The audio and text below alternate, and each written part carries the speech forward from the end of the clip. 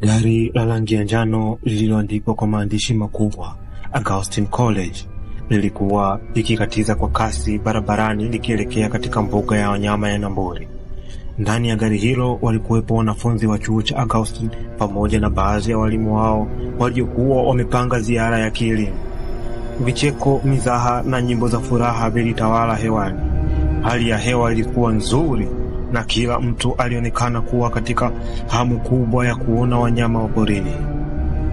Patrick, kijana mwenye imani ya kina kwa Mungu wake, aliketi karibu na dirisha akiwa kimya. Alisikiliza nyimbo za kusifu zilizokuwa zikipigwa taratibu kwenye simu yake kupitia earphones. Alikuwa na Biblia ndogo mikononi mwake ambapo hakuwahi kuiacha katika safari yake yoyote.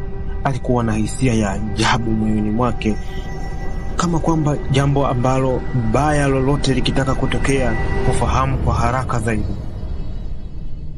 "Mbona umetulia leo, Patrick?" aliuliza Brianna, rafiki yake wa karibu. Patrick alitabasamu kwa muda mfupi.